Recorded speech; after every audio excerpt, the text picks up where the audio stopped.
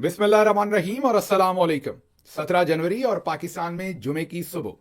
आज अभी तक की अहम खबरें और मेरा तज्जिया। सबसे पहली खबर आपके सामने अलकादर ट्रस्ट केस की रखते हैं, जिसमें इमरान खान साहब को और बुशरा बीबी को सजा सुना दी गई है। जी हां, इमरान खान को इस झूठे केस में 14 साल कैद सुनाई गई है और उसके साथ साथ 10 लाख रुपए जुर्माने की सजा सुनाई गई है और उनके साथ साथ बुशरा बीबी को 7 साल कैद की सजा और उसके साथ 5 लाख रुपए जुर्माने की सजा सुनाई गई है।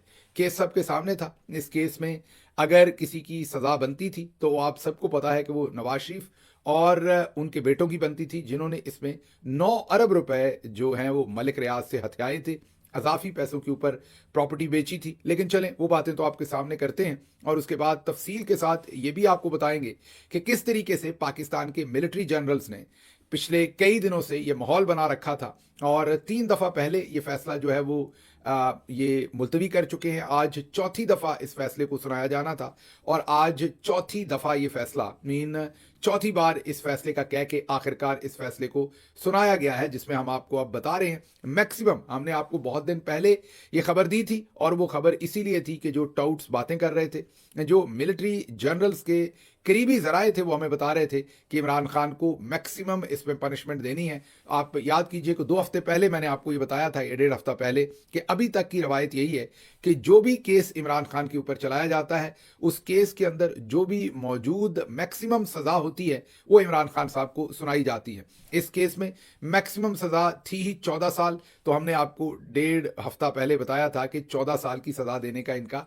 ख्याल है। फिर टाउट्स ने यह बाजार गर्म किया और बताना शुरू किया कि कितनी सजा दी जाएगी। लेकिन इसमें आज का जो सबसे एक बहुत ही अहम पहलू है वो ये है कि ये जो डिले किया गया 3 दफ़ा इस सज़ा को, इसका मकसद ये था कि इमरान खान के साथ किसी तरीके से मुज़ाकरात कर लें, इमरान खान से किसी तरह से उन्हें एनआरओ लेने पर राज़ी कर लें, इमरान खान को किसी तरीके से नवाज शरीफ बना लें, इमरान खान को किसी तरीके से आसिफ अली जरदारी या मोहतरमा बेनज़ीर भुट्टो शहीद जैसे उन्होंने एनआरओ किया था पाकिस्तान के मिलिट्री जनरल्स के साथ, इमरान खान को उसके ऊपर आमादा कर लें। उसके लिए आप सबके सामने है कि जेल में उनसे भी मुलाकातों की खबरें बाहर दी जाती रहीं और पाकिस्तान तहरीक इंसाफ के साथ भी मुलाकातों की खबरें दी जाती रहीं। बाहर एक पूरे का पूरा ड्रामा जो था मिलिट्री जनरल्स ने, जाहिर है कि मेरा ज़ाती ओपिनियन है, वो मुज़ाकरात के नाम के ऊपर टेलीविज़न स्क्रीन्स के ऊपर चलाया। जो मुज़ाकरात में चल रहा था वो तो अलग बात थी, टेलीविज़न स्क्रीन्स के ऊपर अपनी मर्जी का ड्रामा चलाया गया और मकसद एक ही था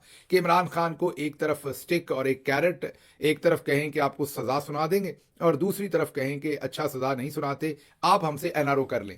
क्योंकि उन्हें आदत बनी हुई है पिछले 77 साल में से, जो 70 साल हैं तकरीबन, उनमें पाकिस्तान के टॉप मिलिट्री जनरल्स को ये आदत है कि पॉलिटिशियंस को पकड़ा जाता है, उनके बारे में, जैसे मैं बार बार आपको बताता हूँ कि उनके जो फॉलोअर्स होते हैं, उनकी जमात होती है, पाकिस्तान की आम आवाम होती है, उनको बताया जाता है कि ये सबसे पहले तो करप्ट है, फिर ये इनकम्पिटेंट है, फिर उनके बारे में कहा जाता है ये सीआईए और रॉ के लिए भी काम करते हैं, फिर उनकी हुब्बुल वतनी के ऊपर भी सवाल उठाए जाते हैं, फिर उनकी कैरेक्टर असैसिनेशन की जाती है, फिर उनकी जो मजहबी रुझानात हैं उनके अंदर भी कहीं ना कहीं पर तौहीन का आंसर ढूंढा जाता है। तो ये सारे मंजन है जो बार बार बेच रहे हैं पाकिस्तान के मिलिट्री जनरल्स, और वही उन्होंने इमरान खान के साथ भी वो तमाम टेक्स्ट बुक को रिपीट किया, बल्कि बहुत आगे जाके रिपीट किया। यहाँ तो इद्दत और निकाह के केस से लेके आप अभी ये तोशाखाना 1, तोशाखाना 2 और अभी का ये जो केस है ये आपके सामने है, अलकादर का ट्रस्ट केस जो यूनिवर्सिटी का इमरान खान के ऊपर बनाया था, जिसमें आज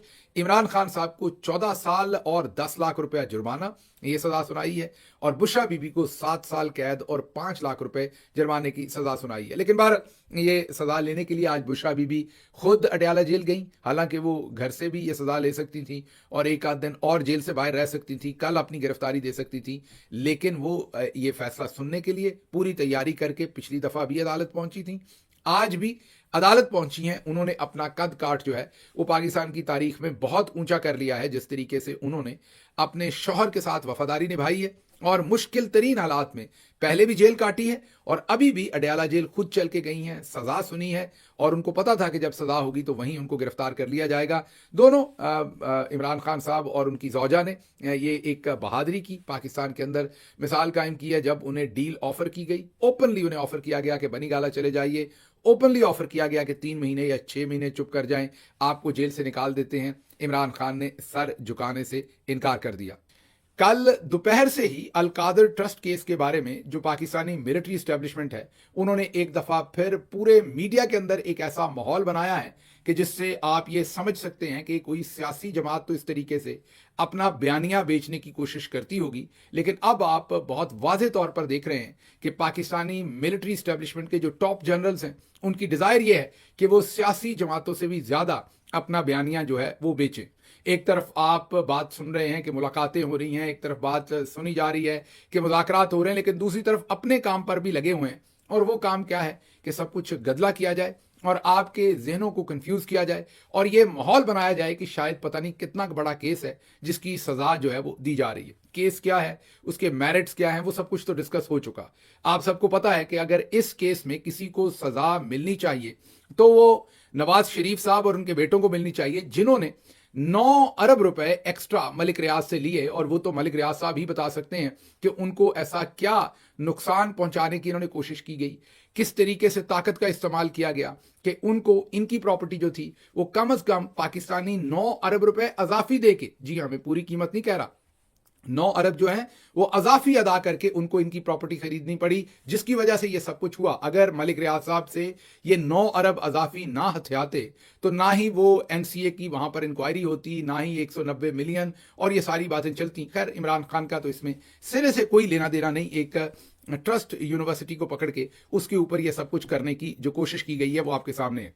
लेकिन जो अभी की खबर है जो मैंने आपके सामने रखनी वो ये है कि पिछली तीनों बार जब ये सजाएं ना सुनाई गई, उन तीनों बार के अंदर आपने देखा कि टाउट्स को इस्तेमाल किया गया और एक पूरा माहौल बनाने की कोशिश की गई कि किस तरीके से पाकिस्तान की जो अदालतें हैं वो एक पूरे का पूरा एक आप ये कह लें कि एक तासर बना दिया। हालांकि इस तासर से बचने की कोशिश करनी चाहिए, लेकिन उन्होंने पूरी जान लगा के ये तासर बनाया कि पाकिस्तान की अदालतें आज़ाद नहीं हैं, क्योंकि जब टाउट्स पहले ही फैसला सुना दें तो फिर ये वाजे हो गया कि अदालतें आज़ाद नहीं हैं और अदालतों के फैसले कहीं और होते हैं और पाकिस्तान के टॉप मिलिट्री जनरल्स जिसको चाहें जितनी चाहें सजा दे दें। और आपको लगता होगा कि नहीं, इससे शर्मिंदगी होती होगी, क्योंकि नॉर्मली तो यही पर्दा डाला जाता है कि हम नहीं हैं, ये तो अदालतों का फैसला है। लेकिन अब वो अपना ये मसल ओपनली फ्लैक्स करते हैं और चाहते हैं कि आपको ये पता चले कि ये सजा हमने दिलवाई है, ताकि लोग हमसे डर के रहें, लोग घबराए रहें और कोई हमारे खिलाफ आवाज उठाने की जुर्रत ना करे। तो ये जो टाउट्स आके आपको बताते हैं इतनी सजा होगी, इतनी सजा होगी, अब ये होगा, अब ये होगा, आपको लगता होगा कि ये डिससर्विस हो रही है उन टॉप जर्नल्स के लिए भी, क्योंकि उनका जो इंप्रेशन है वो पब्लिक में खराब हो रहा है। ऐसा हरगिज नहीं है। वो खुद अपना ये इंप्रेशन देना चाहते हैं, वो खुद पब्लिक को बताना चाहते हैं कि हम जिसको चाहें जितनी मर्जी सजा दिलवा दें, ये हमारी ताकत में है। और ये खबरें वो खुद लीक करवाते हैं, बिल्कुल उसी तरह से जैसे बाजी मरियम ने अपने जाती कैमरामैन से जब सदर आए हुए थे यूएई के, उनकी तस्वीर खिंचवाई और फिर उनको खुद लीक किया। खुद लीक भी क्या, अपना जो सोशल मीडिया का अकाउंट था, उनके अपने सोशल मीडिया अकाउंट जो हैंडलर हैं उनके थ्रू ये तस्वीर जो है वो मार्केट में फकवाई। और मकसद वही था जो उन्होंने अचीव किया। बदनाम ना होंगे तो क्या नाम ना होगा, वही जो मरियम बीबी की ख्वाहिश है कि उनको बस मशहूरी मिले, भले बुरी मिले, भले अच्छी मिले। यहां जनरल साहबान की भी यही ख्वाहिश है कि बस लोग हमसे डरें, बुरी वजह से डरें या अच्छी वजह से डरें, उन्हें पता हो कि सब कुछ हम कर रहे हैं। अच्छा, पहले तो यहां पर बहुत सारे आपको पता है कि टाउट्स, इस तरह के टाउट्स भी इस्तेमाल किए गए, जिनकी मैं यही कहूंगा कि लो रेंज टाउट्स इस्तेमाल किए गए। इस दफा कुछ जाने माने सहाफी, जिन्हें मैं टाउट नहीं कहूंगा, मैं उनका जाती तौर पर एहतराम करता हूं, उनको भी इस्तेमाल किया गया। और आपके सामने हम ट्वीट रखते हैं महर बुखारी साहबा का, जो कि बड़ी ही सीनियर एक जर्नलिस्ट है। मैं जाती हैसियत में उनका बहुत एहतराम करता हूं और उनसे ये ट्वीट करवाया गया। अब उनसे ये कैसे ट्वीट करवाया गया, उनको ये स्टोरी फीड की गई होगी, जाहिर है मिलिट्री एस्टेब्लिशमेंट ने फीड की। अब यहां पर हमारी जो बहन है महर बुखारी, उनकी गलती क्या है? उनकी गलती यह है, मैं जर्नलिस्ट तो नहीं हूं, लेकिन जितना पढ़ा, जितना सुना, जितना देखा, उसमें उनको ये लिखना चाहिए था कि ये क्लोज टू मिलिट्री जो उनके सोर्सेज हैं वो ये क्लेम कर रहे हैं या फ्लांस सोर्स ये क्लेम कर रहा है, तो पता चलता है कि ये खबर कहां से निकाली जा रही है। उन्होंने, बहन हमारी ने सारा वजन अपने ऊपर उठा लिया और अपने कंधों पर वजन उठा के कहा कि इमरान खान को 14 साल, ये कल का ट्वीट हुआ है, इमरान खान को 14 साल और बुशरा बीबी को 7 साल की सजा दी जा रही है। अब जब उन्होंने इसमें किसी सोर्स का जिक्र नहीं किया, मीन सोर्स तो नहीं बताना, लेकिन हवाला तो देना है कि सोर्सेज क्लोज टू मिलिट्री और सोर्सेज क्लोज टू फलां, वो नहीं बताया, पूरा वजन अपने ऊपर उठा लिया। अच्छा, फिर इस वजन को भी वो शटर कर सकती थी, अपने ऊपर से हटा सकती थी, अगर एक लाइन का इजाफा कर देती कि ये केस जो है ये बहुत नोटोरियस है, इसके खिलाफ हुकूमत जो है वो ये कहती है, लेकिन पाकिस्तान तहरीक इंसाफ और कुछ इंडिपेंडेंट लॉयर्स जो हैं वो इस केस के बारे में ये भी कहते हैं। मीन अगर वो एक अपना जर्नलिस्टिक पूरी ईमानदारी के साथ एक या दो जुमले और लिख देती तो उन पर इतनी तनकीद ना होती। अब क्योंकि पाकिस्तान तहरीक इंसाफ और पाकिस्तानी अवाम पहले ही टाउट्स से बहुत ही ज्यादा दुखी थे और बहुत ही ज्यादा तंग थे उनकी हरकतों की वजह से, जब इन्होंने ये ट्वीट किया तो इनके ऊपर भी ताबड़तोड़ हमले हुए जो इनको थोड़े से नागवार लगे। समझ आती है क्यों लगे, क्योंकि ये टाउट जर्नलिस्ट तो नहीं है, मैं ये तो नहीं कहूंगा, क्योंकि ये कोशिश तो करती हैं अपना जो भी इंडिपेंडेंट जर्नलिज्म जितना कर सकती हैं उतना करने की कोशिश करती हैं। लेकिन मेरे ख्याल में मैं एक कुलीग के तहत ये मशवरा दे सकता हूं कि ये उनकी कोताही है, उनको इस ट्वीट को पहले तो करना नहीं चाहिए था इस तरह से। ये जानते बूझते कि पिछले कई हफ्तों से बल्कि महीनों से आप टाउट्स को कैसे इस्तेमाल करके ये माहौल बनाया जाता है, जब उनको ऐसी इंफॉर्मेशन दी गई थी तो उन्हें रिस्ट्रेन करना चाहिए था। ये कोई ऐसी इंफॉर्मेशन तो है नहीं कि कोई छुपी हुई बात हम ले आए हैं, सारे जहान को पता है कि इस केस के अंदर क्या था और क्या ये करना चाहते थे। तो ये कोई इतनी बारीक तो आप इस्तेमाल हो गई उनके हाथों, जाहिर है या आईएसआई के हाथों हुई हैं या आईएसपीआर के हाथों, और अगर आप हुई थी तो आपको बहुत ही प्रोफेशनली अपने आप को वेल गार्डेड आपको एक ट्वीट करना चाहिए था, जिसका एक एक लफ्ज आपको तोल के लिखना चाहिए था, तो आपके ऊपर यह अटैक ना आता। उसके बाद हमने देखा पाकिस्तान तहरीक इंसाफ का जो ऑफिशियल हैंडल है उसने एक बहुत ही सख्त ट्वीट किया महर बुखारी साहबा के ट्वीट के ऊपर, जो उनको नागवार लगा, उन्होंने उसका एक सख्त जवाब दिया। अब मैं महर बुखारी साहबा को यही मशवरा दूंगा कि जब आपने खुद अपने लिए ये मुसीबत खड़ी की और आप इसमें कूदी हैं तो आपको सोचना चाहिए था कि ये यही काम जो आप कर रही हैं, आपने हो सकता है अच्छी इंटेंशन में किया हो कि आपको सिर्फ इस्तेमाल कर लिया गया, लेकिन बाकी सब इसी अबारत के साथ, इन्हीं अल्फाज के साथ, इसी एक्सप्रेशन के साथ पिछले कई हफ्ते से ये कर रहे हैं। तो जो लोगों का रिस्पांस उनके लिए आपके लिए मुख्तलिफ तो होगा नहीं, क्यों मुख्तलिफ होगा जब काम वैसा ही है। तो इसलिए मेरी पाकिस्तान के तमाम जर्नलिस्टों से ये इल्तजा है, ऐसा हरगिज नहीं कि मैं किसी को जर्नलिज्म सिखा रहा हूं, मैं तो खुद जर्नलिस्ट नहीं हूं, क्या सिखाना मैंने, लेकिन मैं सिर्फ ये रिक्वेस्ट करूंगा कि जो पूरी दुनिया के अंदर स्टैंडर्ड्स हैं ऐसी खबर को ब्रेक करने के, फिर उनको मद्देनजर रखा करें। और अगर किसी का शौक है कि वो प्रोपेगेंडा करवाना चाहता है तो फिर उसको थोड़ा एक्सपोज भी करें उस शौक को, वो भी हक है आपके पढ़ने वाले का कि पता चले कि आपको ये खबर किस तरफ से फीड की जा रही है। सोर्स मत बताइए, लेकिन सोर्स कहां से आ रहा है वो जरूर बताइए, क्योंकि ये पूरी दुनिया में बताया जाता है और पूरी दुनिया का ये मुसद्दका तरीका है। अगली खबर की तरफ चलते हैं।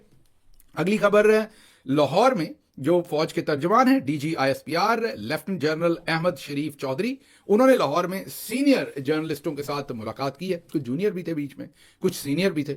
उनके साथ मुलाकात करके जनरल साहब ने फिर वही झूठ बेचने की माजरत के साथ कोशिश की है। हालांकि इतने हैंडसम हैं, इतने खूबसूरत हैं, इतनी जबरदस्त पर्सनैलिटी है, बोलते हैं तो सब कुछ थम जाता है, इतना इम्पैक्टफुल उनका पर्सोना है कि मैं हैरान होता हूं कि उसके बाद उन्हें ये गलत बयानी का राउट क्यों लेना पड़ता है। जब आपकी पर्सनैलिटी ऐसी है कि आप कैमरे पे आते हैं तो सब कुछ एक दफा, मेरा मतलब, थम जाता है अच्छी तरह से, तो फिर आपको ये क्यों करना पड़ता है, बार बार गलत बयानी का सहारा क्यों लेते हैं जन साहब, ये मुझे समझ नहीं है। फिर उन्होंने सहाफियों को कहा कि हमारा सियासत से कोई लेना देना नहीं। एक तरफ महर बुखारी साहबा से एक दिन पहले ट्वीट करवाया जा रहा है, उससे पहले और लोगों से ये ट्वीट करवाए जा रहे हैं, और दूसरी तरफ ये कह रहे हैं कि हमारा सियासत से कोई लेना देना नहीं, मुज़ाकरात वो कर रहे हैं, अगर वो कर लें तो ठीक है। तो वो बेचारे वो तो कह रहे हैं कि हमारे पल्ले कुछ नहीं है, जिसके साथ मुज़ाकरात करने वो करें, हुकूमत वाले खुद कह रहे हैं वो मुलाकात नहीं करवा सके, आपने संडे को जेल खुलवा के मुलाकात करवा दी। आप सबको पता है कि ये सब कुछ आप ही कर रहे हैं, तो अब आपको क्यों लगता है कि ये झूठ बोलने से अवाम जो है वो आपकी बातों में आ जाएगी, और सहाफ़ियों के थ्रू ये पूरा एजेंडा बताने से, और एक दफ़ा फिर 9 मई की आपने तमाम जो हकीकत थी उससे आपने फरार किया है और उस हकीकत को अदल बदल के आपने फिर सहाफ़ियों के सामने रखने की कोशिश की है। 9 मई उसी दिन मर गया था, दफनाया गया था, जब पूरे मुल्क के कैंट्स में तहरीक इंसाफ को वोट डाला गया था। उन फैमिलीज ने जो मिलिट्री से बिलोंग करती हैं, अफसरान की, जवानों के खानदान, उन्होंने धड़ाधड़ 90% से ऊपर इमरान खान को वोट डाला था और उनको 8 फरवरी को जिताया था। अगर आप इसकी बाइज्जत तदफीन करना चाहते तो वो दिन था और आगे मूव करते, लेकिन आप अभी भी उसी मामले को लेकर चल रहे हैं। मेरी समझ से बाहर है कि ये आप क्यों कर रहे हैं और इसमें से आप निकालना क्या चाहते हैं। अगली खबर है जी, पेशावर में army chief general Asim Munir की मौजूदगी में गवर्नर केपी और वजीर आला खैबर पख्तूनख्वा में तल्ख जुमलों का तबादला हुआ है। यह पहला वाकया नहीं है, इससे पहले शहबाज शरीफ और जो अली अमीन गंडापुर हैं उनके दरमियान भी तल्ख जुमलों का तबादला हुआ था, और तब भी आर्मी चीफ वहां बैठे हुए थे। जाहिर है अली अमीन गंडापुर के ऊपर नाजायज हमला करेंगे, एक तरफ हमें लाशें उठानी पड़ी, ऊपर से आप हमले भी करेंगे तो जवाब तो आएगा। लेकिन इससे समझने वालों के लिए इशारे बहुत हैं। पता चला कि तब भी आर्मी चीफ खामोश रहे, अब भी आर्मी चीफ खामोश रहे तो समझने वालों के लिए इशारे काफी हैं, और जिन लोगों ने पिटना शुरू करना है वो अभी से इसकी तैयारी करें। अच्छा जी, अगली खबर जो आपके सामने रखनी है वो है उड़ा डाल। जी हाँ, उड़ा दो, सब कुछ ही उड़ा दो, जो कुछ आगे है उसको उड़ा दो। चले वो तो उड़ रहा था जो कुछ था, मेरिट की धज्जियां, बाकी तमाम कवानीन की, सकाफत की, अदबो अदाब की, हर चीज को उड़ाती जा रही थी हमारी बाजी। लेकिन अब उन्होंने कहा है कि हेलीकॉप्टर भी उड़ा डालो जब वो नहीं उड़ सकता। जी हाँ, बाजी ने एक जाना था तुलबा की तकरीब में, आपको बताया है कि आजकल उनके जुम्मे चौधरी साहब ने यह लगाया है कि आप तकरीर भी बड़ा अच्छा करती हैं, आप अपने आप को कैरी भी बड़ा अच्छा करती हैं, लेकिन आप लोगों में बदनाम बहुत है। तो आप जरा स्टूडेंट्स के साथ राब्ता करें, आप स्टूडेंट्स में जाएं, उनको जफियां शफियां डालें, उनको लैपटॉप तकसीम करें, वहां तकरीरें करें, वहां तमाम माँ माँ माँ की गर्दान करें, तो आप शायद पॉपुलर हो जाएं। ये उनको बताया गया, वो उस काम पे लग गई। अब वो हर रोज स्टूडेंट्स के पास जाके बताती हैं कि मैं तुम लोगों की मां हूं।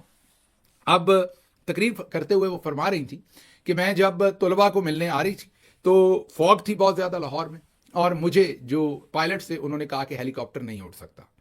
तो उन्होंने क्या कहा उसके जवाब में, ये जरा सुनिए। आज जब मैं लाहौर से टेक ऑफ करने लगी तो मुझे पायलट ने आके कहा, क्योंकि आज लाहौर में बहुत ज्यादा फॉग है, तो मुझे पायलट ने आके कहा कि हम नहीं जा सकते, हमें थोड़ा इंतजार करना पड़ेगा। तो उन्होंने कहा आप ये जो वेटिंग लाउंज है यहाँ पे वेट कर लें। तो मैंने कहा कि मैं तो वेट नहीं कर सकती, मेरे बच्चे वहां पे वेट कर रहे हैं। तो जब मैं हेलीकॉप्टर में बैठी, मैंने उन्होंने कहा कि अभी फ्लाइट नहीं जा सकती, हेली टेक ऑफ ही नहीं कर सकता, इतनी सख्त धुंध है, उनको कुछ मीटर्स की विजिबिलिटी चाहिए होती है, तो 800 मीटर्स की विजिबिलिटी थी, बाकी नहीं थी। तो मुझे उसने कहा कि, मैंने कहा आप उड़ाओ हेलीकॉप्टर। उसने कहा कि बहुत बड़ा रिस्क है मैडम। मैंने कहा मैं रिस्क लूंगी, लेकिन मैं अपने बच्चों के पास जाऊंगी।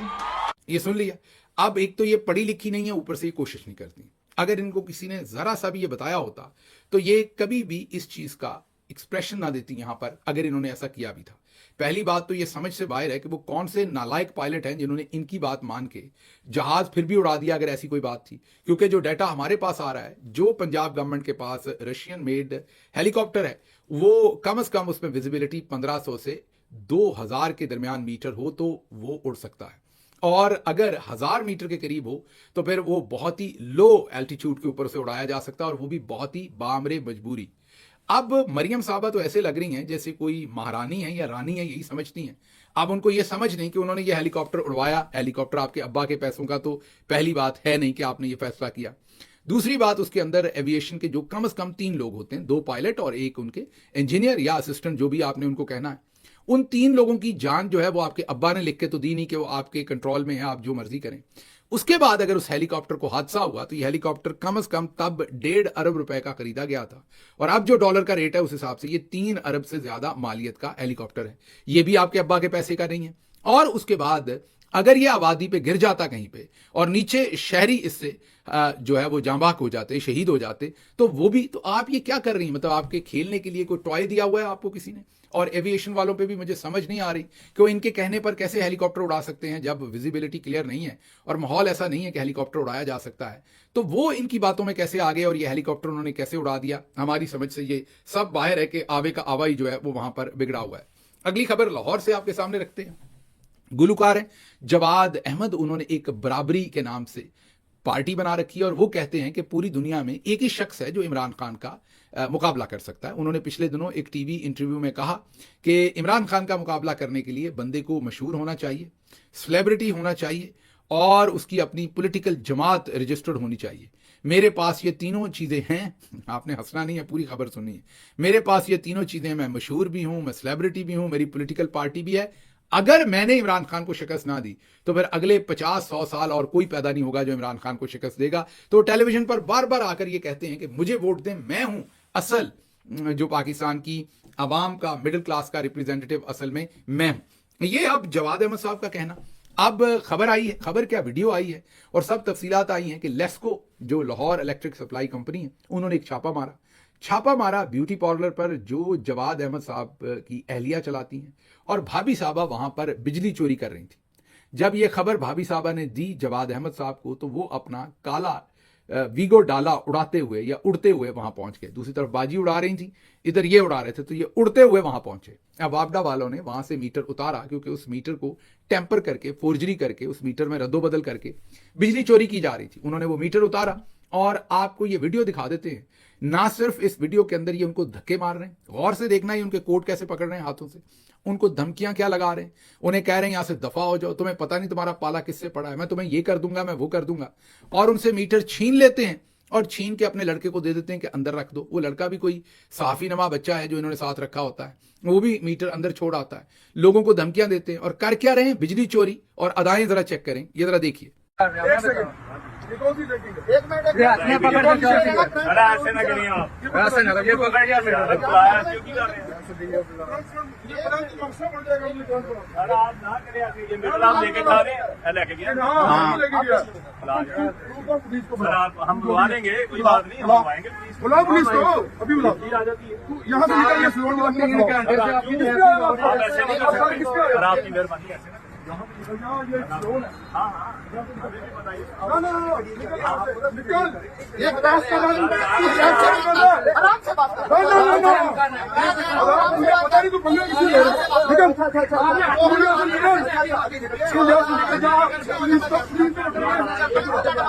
निकल। देख लिया आपने। तो अब ये साहब हैं जिन्होंने बराबरी पार्टी बनाई हुई है और इनको पाकिस्तान की और पाकिस्तान की मिडिल क्लास की रिप्रेजेंटेशन करनी है और इमरान खान को शिकस्त देनी है। और इनके खिलाफ ये सब कुछ करने के बावजूद एफआईआर नहीं हो रही। जो वापडा के एहलकार हैं उनको इन्होंने जदोकोब किया, मारा पीटा, कुछ की वीडियो है, कुछ चीजों की वीडियो नहीं है।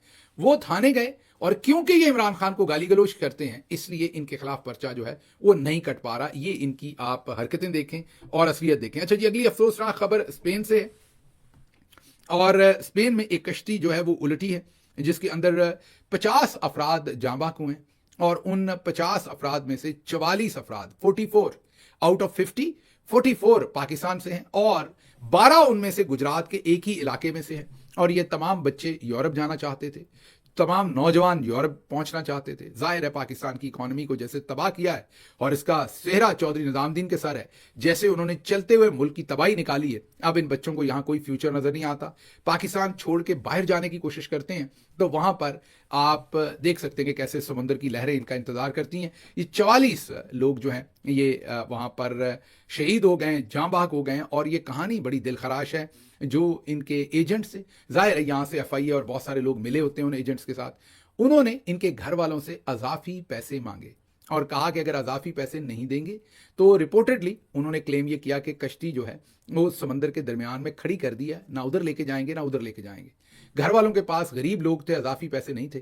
कश्ती समंदर के दरमियान में छोड़ दी गई वैसे ही बंद करके और आखिरकार वो उलट गई। और जब वो उलट गई तो ये सारी हलाकतें हुई हैं और 50 टोटल हलाकतें हुई हैं। कोई 80 के करीब इसके ऊपर टोटल लोग थे जिनमें से 50 जो हैं वो हलाक हो गए और 44 उनमें से जो हैं वो पाकिस्तानी कहे जा रहे हैं। ये हालात है पाकिस्तान के और ये मामला जो हैं वो चल रहे हैं। अच्छा जी, आखिरी खबर आपके सामने रखेंगे कि क्या आप सदर ट्रंप की हल्फबर्दारी के लिए जा रहे हैं? सहाफ़ी ने सवाल किया। आगे से जवाब दिया इसहाक डार ने कि मेरा वहां पर क्या काम है, मैंने क्या लेने जाना है। असल में इनमें से किसी को भी रियासती तौर पर ऑफिशियली, ना बिलावल को ना किसी और को, कोई इनविटेशन नहीं आया। हाँ, मोहसिन नकवी भी और बिलावल भी दोनों, जैसे हमने पहले बताया था और आपको हम ही ने ब्रेक की थी स्टोरी कि वो लाहौर से एक एमिरेट्स एयरलाइन की फ्लाइट के ऊपर वहां से गए हैं और बुनियादी तौर पर वो ये बिलावल साहब हों या मोहसिन नकवी हों, दोनों उस तकरीबे जो रूनुमाई भी है और हल्फबर्दारी भी है उसमें ये शिरकत करना चाहते हैं और किसी को कह के खरीद के पास इन्होंने हासिल किया होगा जिसके लिए ये वहां शिरकत करेंगे। मुझे यहां से इजाजत दीजिए। अल्लाह आपका हामी और नासिर हो। पाकिस्तान जिंदाबाद।